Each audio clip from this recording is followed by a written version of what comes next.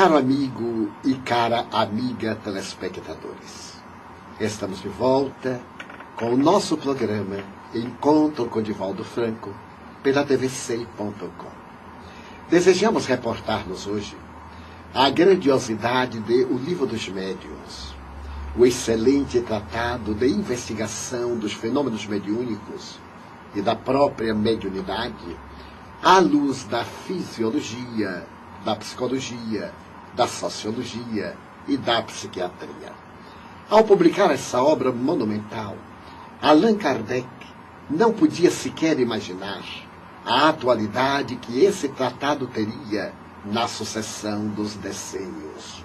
Porquanto, na atualidade, quando nos detemos a olhar o indivíduo como sendo ser integral, espírito, perispírito e matéria, não nos podemos furtar às reflexões profundas, exaradas nessa obra básica, um dos pilotis estruturais da doutrina espírita. Com uma sabedoria invulgar, Allan Kardec inicia a obra admirável com uma interrogação. É o seu capítulo 1, Há Espíritos?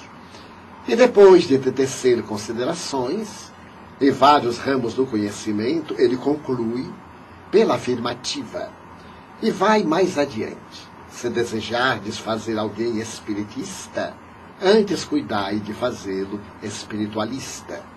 É que vale dizer, primeiro demonstrar a imortalidade da alma, para que o indivíduo aceite a continuação da vida depois do decesso tumular, de modo a poder acreditar nas comunicações espirituais. Prosseguindo, ele faz uma análise no capítulo número 3 do método. Sendo emérito pedagogo, a sua visão educacional deveria estar centrada no método pedagógico de estudar-se a realidade dos fenômenos mediúnicos. Afinal, que são fenômenos mediúnicos? São ocorrências de natureza paranormal que estão distanciadas da organização sensorial dos indivíduos. Presentes em todas as épocas da humanidade, desde priscas eras, os fenômenos mediúnicos são o atestado inequívoco da imortalidade da alma, porquanto foram os imortais que os realizaram através dos tempos, desde o homem primitivo na caverna até o indivíduo mergulhado nas profundas reflexões e análises no laboratório de pesquisa científica ou simplesmente nas reflexões filosóficas. Os espíritos sempre tiveram interesse em demonstrar que a vida continua, graças à lógica e ao bom tom, de que, através desse ensinamento, preparássemos-nos, os indivíduos do carreiro material, para a nossa libertação da carne, levando a certeza da sobrevivência, portanto, estabelecendo-nos um código de conduta ético-moral, como só ia acontecer com o Evangelho de Jesus. A mediunidade, portanto, não é uma descoberta do Espiritismo. Ela está presente nos fastos da história, com variadas denominações. Profetas, sibilas, pitons, pitonisas, hierofantes, designações dadas através da história das civilizações a indivíduos especiais, todos eles eram portadores de mediunidade. Através da ignorância, ou graças a ela, estabeleceu-se que a mediunidade era um dom, e o apóstolo Paulo refere-se, na sua carta aos Coríntios, a respeito desses dons. Uns veem, e o Espírito é o mesmo. Outros ouvem, e o Espírito é o mesmo. Outros falam, e o Espírito é o mesmo. Dons ou carismas. Ao Espiritismo coube a gloriosa tarefa de dizer que vivemos no mundo sensorial, que podemos captar com os nossos 5 sentidos objetivos. Mas a vida não se reduz à nossa formulação de natureza orgânica. Ela é transcendental.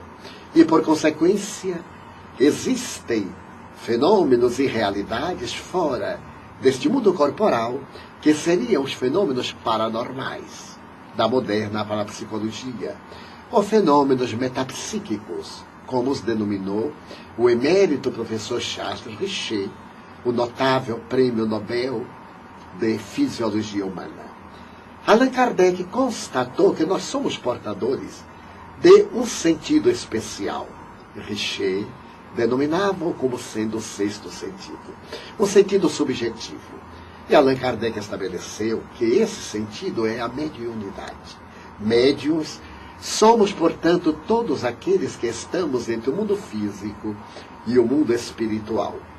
Conscientes ou inconscientemente, sofremos as influências dessas vibrações em nosso entorno, aquelas de natureza psíquica, as de natureza espiritual e as simples, tradicionais de natureza energética. Graças a isso, há uma lei que se denomina de sintonia, conforme o nosso caráter, de acordo com as nossas inclinações, graças à nossa conduta, emitimos ondas que vão sincronizar com outras equivalentes deste mundo de natureza espiritual. Esta sintonia é de grande valor para a nossa vida física, moral, social, espiritual, porquanto, através de uma identificação vibratória, uns com os outros, desencarnados com encarnados, indivíduos entre si, com esses campos energéticos, podemos gozar de saúde, viver com bem-estar, experimentar a alegria de viver, ter um sol emboscado no coração, ou cultivarmos a melancolia, a depressão, a tristeza, derrapando na faixa apertada do masoquismo, que é um transtorno de conduta mais grave do que parece.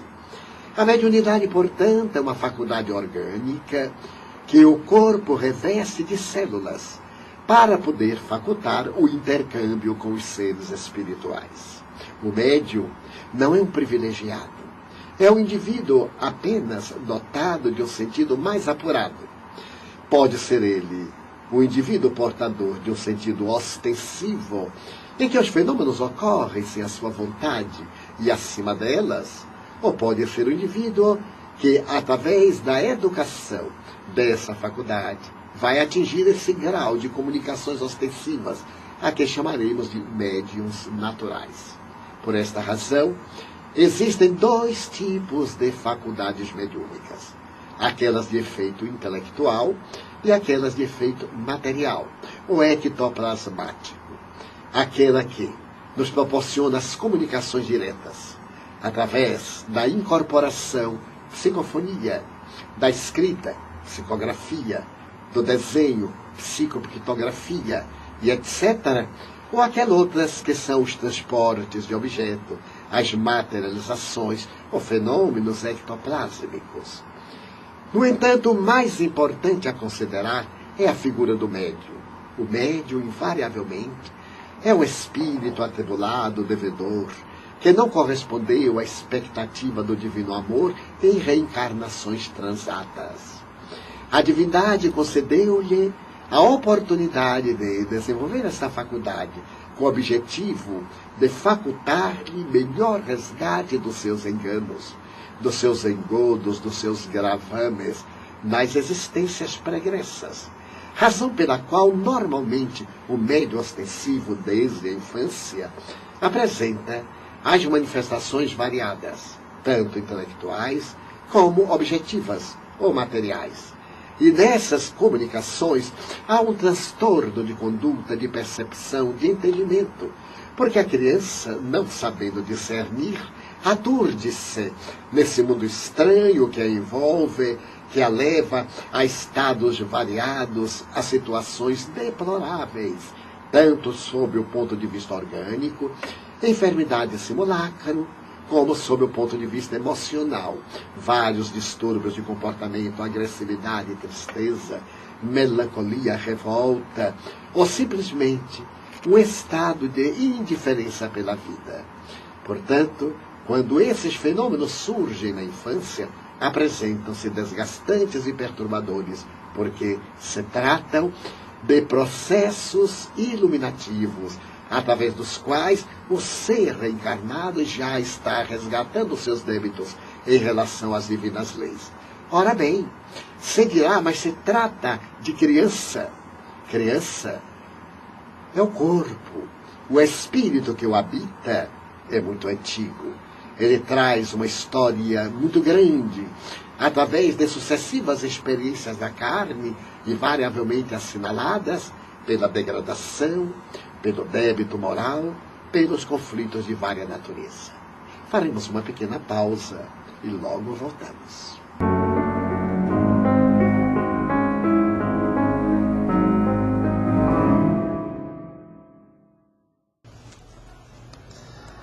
A Leal Editora tem o prazer de apresentar a mais recente obra ditada pelo espírito Joana de Ângeles. Trata-se da obra Em Busca da Verdade, através da psicografia do médium Divaldo Franco. Nesta obra, Joana de Ângeles faz uma análise psicológica, estabelecendo uma ponte com a doutrina espírita das belas parábolas de Jesus. Analisa a parábola do filho pródigo, entre outras, estabelecendo uma ponte entre o ego e o self, desafiando a cada um de nós ao processo de autoiluminação. Adquira sua obra através do site da Mansão do Caminho, www.mansãodocaminho.com.br.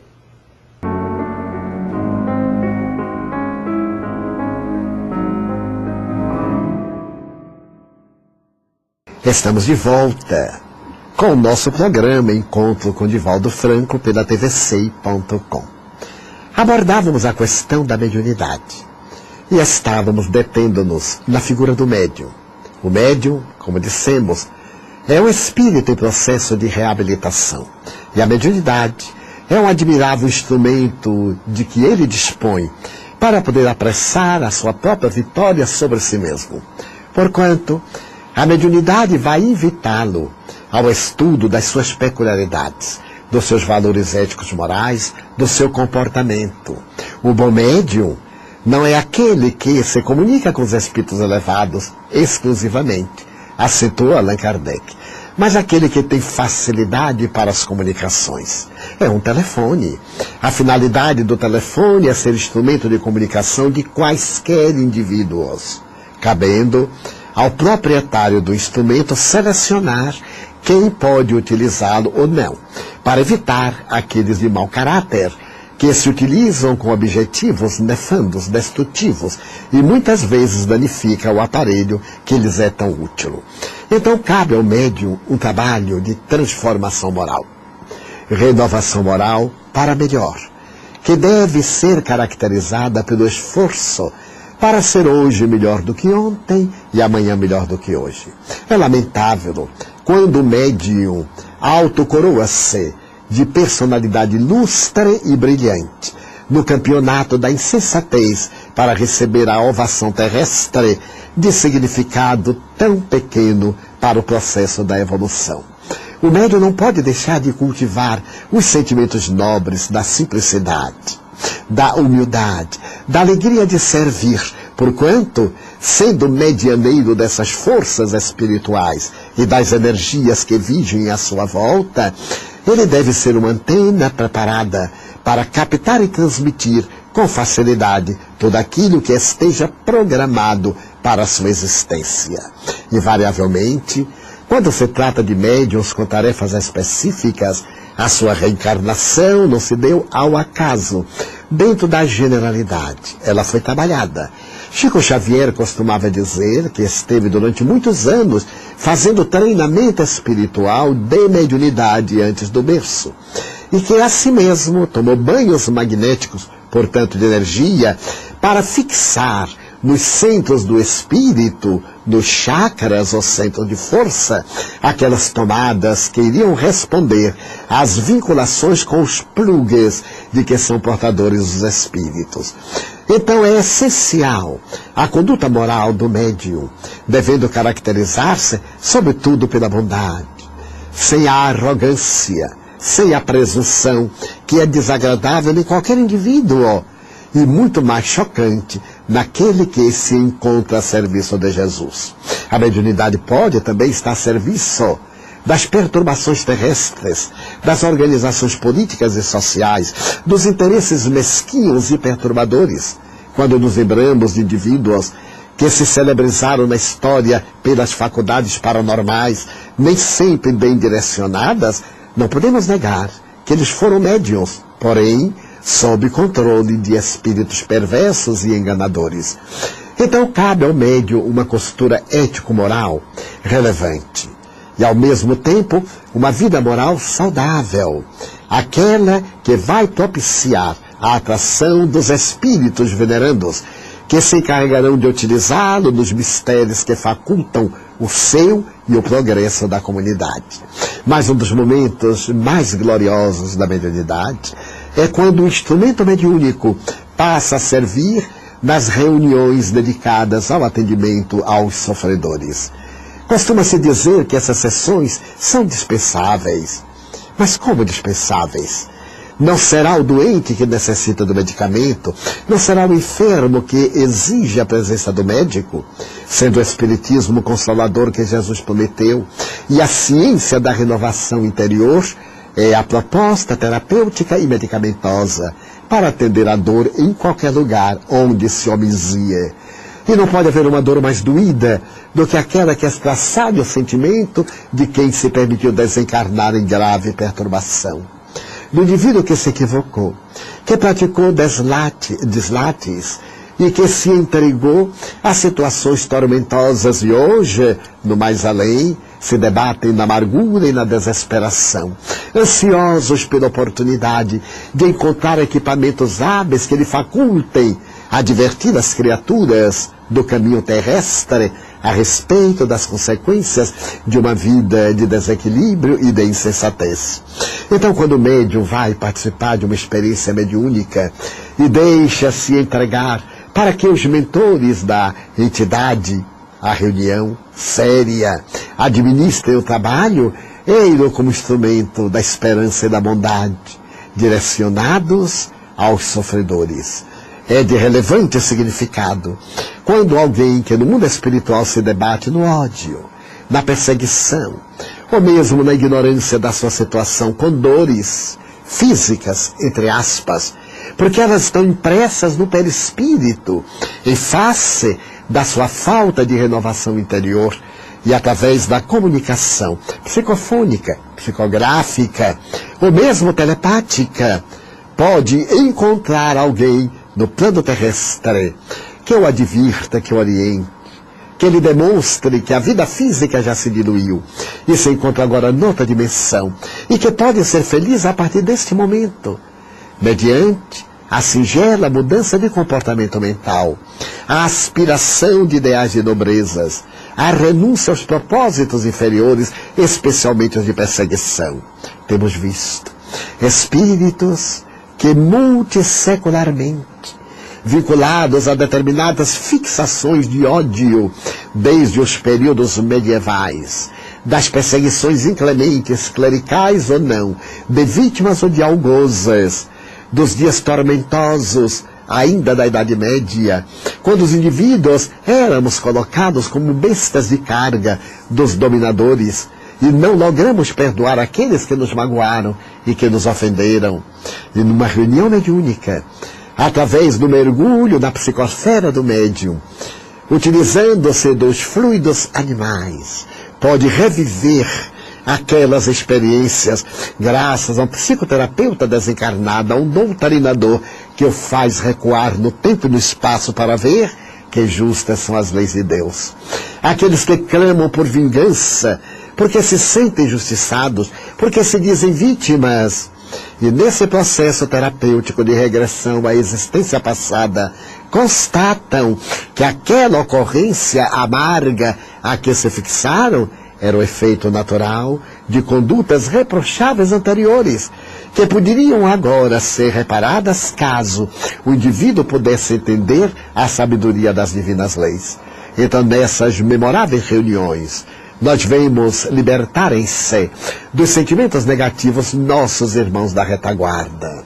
Provavelmente, nós próprios tivemos a oportunidade de receber esse auxílio no mundo espiritual, quando não havia ainda as reuniões práticas de espiritismo, mas as havia entre os espíritos desencarnados, como ainda hoje ocorrem. Terminada a reunião convencional, e os trabalhadores demandam lar para o justo repouso, a atividade mediúnica prossegue e a maioria deles é trazida de volta para dar continuidade ao labor quando são removidos para outras esferas, para lares de acolhimento, para estâncias de renovação, os infelizes, ainda utilizando-se das energias materiais do médium. Cabe-nos a nós, médiuns, meditar a respeito disso, para evitar as obsessões, as auto-obsessões, a autofascinação, atribuindo-nos valores que realmente não temos. Porquanto esses recursos não são nossos, são da divina mercê, que nos proporcionam a oportunidade de, através da dedicação e do trabalho, criarmos condições para uma vida feliz. Desejamos, portanto, a todos os trabalhadores da mediunidade, aqueles que são ostensivos, aqueles que são naturais, os que colaboram através da aplicação dos passes, aqueles outros que ajudam por meio da concentração, aos que dirigem a palavra libertadora, a todos eles desejamos muito êxito no empreendimento libertador, psicoterapêutico, no empreendimento de iluminação, porque fora da caridade não há salvação. Estaremos de volta dentro de alguns minutos.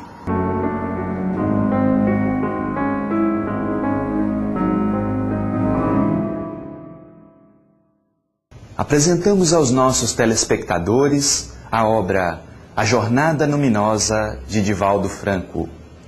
Nesta jornada luminosa, o jornalista Sérgio Sinotti faz uma análise crítica da vida e da obra do médium espírita Divaldo Franco, estabelecendo pontos entre o processo religioso, o processo psicológico, a vida e os ideais desse médium orador, dirigente, professor, entre outros títulos do médium Divaldo Pereira Franco. Adquira sua obra A Jornada Luminosa de Divaldo Franco através do site www.mansãodocaminho.com.br.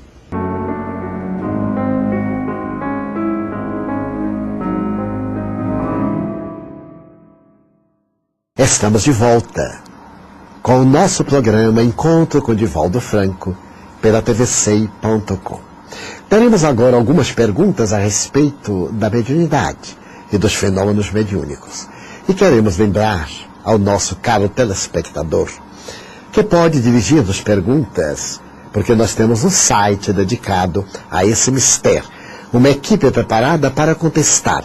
E algumas dessas perguntas serão trazidas também ao ar, quando teremos ocasião de respondê-las, aliás, com muito prazer. Divaldo, como se dá a seleção dos espíritos que irão comunicar-se na mediúnica? Invariavelmente os mentores programam o trabalho com alguns dias de antecedência e selecionam aqueles espíritos que se encontram em melhor condição para receber a terapia do esclarecimento. Quando se tratam de atividades desobsessivas, o espírito perturbador é aproximado do médium quando este, em estado de desdobramento parcial pelo sono, encontra-se no mundo espiritual. A partir dali, vai havendo uma identificação fluídica entre o futuro comunicante e o instrumento da realização. Os espíritos nobres selecionam, portanto, aqueles que se devem comunicar, nunca acontecendo qualquer atividade de improviso. Se isto vier a ter lugar, a reunião não é séria, estando, portanto, correndo o risco de receber-se inesperadamente espíritos mais difíceis de comunicação e cuja mensagem somente possa trazer perturbação e desequilíbrio. Devem os médiuns participar de tratamentos desobsessivos ou a própria atuação na sua mediúnica servirá para tal mistério? É comum dizer-se, em alguns arraiais dos fenômenos mediúnicos, que os médiuns em geral devem passar por uma terapia desobsessiva, como normalmente o psicoterapeuta ou psicanalista sempre procura um colega para primeiro fazer o que poderíamos dizer uma limpeza de natureza psíquica. Na mediunidade, isso não é necessário. Seja na reunião mediúnica de educação das suas forças, comumente denominada de desenvolvimento, seja nas específicas de desobsessão, quando as entidades perturbadoras vêm para ser atendidas. É natural que os benfeitores também trarão aquelas que são os adversários do médium, as que estão tentando perturbar-lhe a jornada, ou aquelas outras que se lhes vinculem através dos anos por processos da lei de causa ou de efeito. Então, na própria atividade convencional, estamos todos nós desobsidiando-nos, porque estamos auto-iluminando-nos.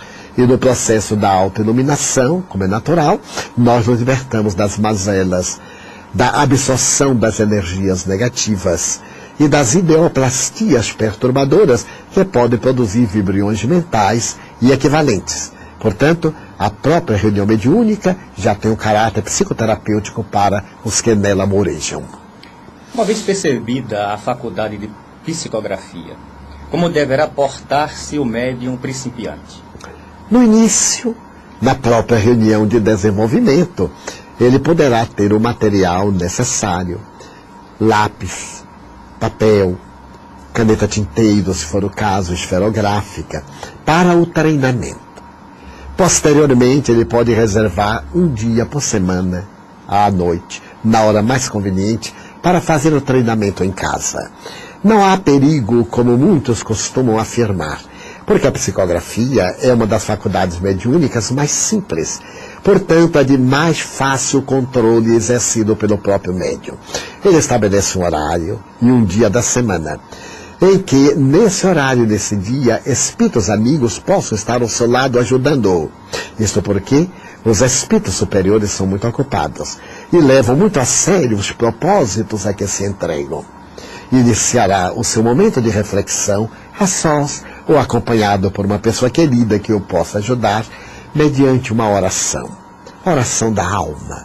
Depois, uma breve leitura ideal de O Evangelho segundo o Espiritismo, ou de uma obra com caráter edificante dentre as muitíssimas que hoje circulam por toda parte. Logo após, prepara-se para o ministério da escrita mediúnica. Nem sempre ocorrerá o fenômeno, o que é muito bom, porque isso demonstra que independe da sua vontade. Somente se dá quando os espíritos estão presentes. Terminada a reunião, escrevendo ou não, dentro de um período que deve ser equilibrado no máximo de 1 hora, ele estará apto a examinar o que aconteceu, a examinar as sensações que experimentou, para poder entender o que Allan Kardec chama a lei dos fluidos. Como cada um de nós tem no mundo físico uma exteriorização odorífera, vibratória, os espíritos mantêm essa vibração do além. E o médium pode descobrir se está sendo vítima de espírito mistificador ou não, pela qualidade dos fluidos que aspire e que receba, pelas sensações que experimentar. Se forem sensações de enfado, de mal-estar, de irritação, de cansaço, de nervosismo, merece suspender a reunião e recomeçá-la oportunamente, porque os espíritos presentes são portadores de influências perturbadoras. Mas as sensações de bem-estar, de alegria, a euforia natural, a expectativa do bem, a sensação de que está sendo útil, a presença é de espíritos devotados ao bem e à nobreza, merecendo, portanto, receptividade. Terminada que seja a reunião, irá ler a mensagem e arquivá-la. Pelo seu conteúdo, pela qualidade, irá avaliar também a forma. O importante não é o nome que firma a mensagem. Deveríamos ter o seguinte critério: primeiro, o conteúdo; segundo, a forma; e terceiro, o missivista. O conteúdo deve ser de elevação moral, a forma escorreita, a linguagem, o idioma, a gramática, que irá cada um desses tópicos sendo exercitado naturalmente, como na ciência e na arte da escrita, ao começar e ao adquirir a capacidade de escrever de modo próprio. Por fim, o nome que será colocado ali. Se se trata de espírito muito conhecido, deve ter o pudor de resguardar-se por um tempo até a sua mediunidade adquirir firmeza, valorização, para então, mais tarde, afirmar que o missivista Foi alguém na Terra relevante. Mas Allan Kardec sempre nos convida a colocar o nome do espírito em plano secundário. Porque se teve o nome X nesta vida, teve o Y ou Z em existência pretérita. Importa, portanto, a mensagem em si própria. Estamos chegando à etapa final do seu programa Encontro com Divaldo Franco, pela tvc.com. Estaremos de volta neste mesmo dia, neste mesmo horário. Enquanto isso, desejamos-lhes muita paz, muita alegria de viver. E rogamos a Deus que abençoe as suas forças psíquicas, para que cada um de nós se transforme em médium natural a serviço do bem.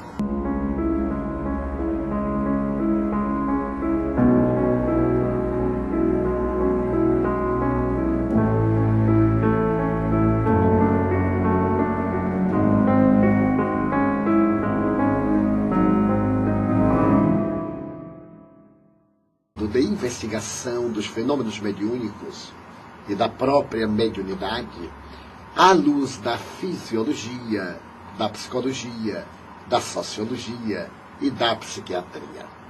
Ao publicar essa obra monumental, Allan Kardec não podia sequer imaginar a atualidade que esse tratado teria na sucessão dos decênios.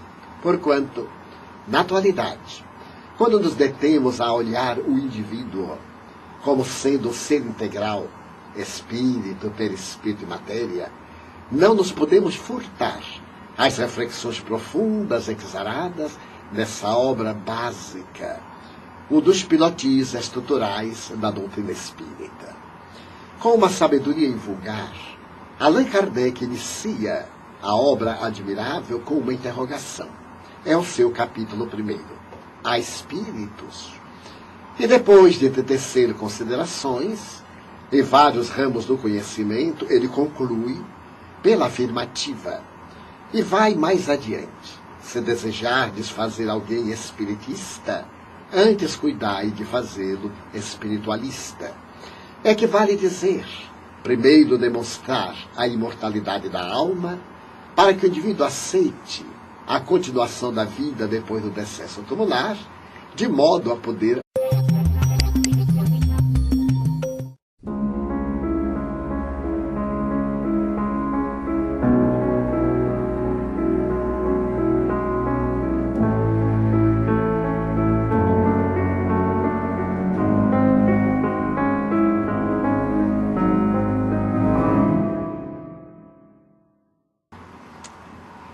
Caro amigo e cara amiga telespectadores, estamos de volta com o nosso programa Encontro com Divaldo Franco pela tvc.com.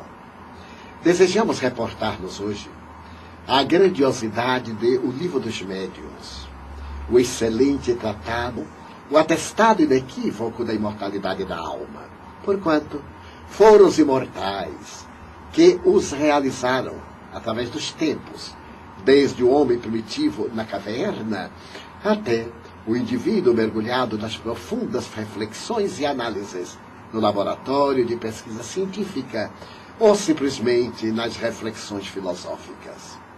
Os espíritos sempre tiveram interesse em demonstrar que a vida continua, graças à lógica e ao bom tom, de que, através desse ensinamento, preparássemos-nos os indivíduos do carreiro material para a nossa libertação da carne, levando assim a acreditar nas comunicações espirituais.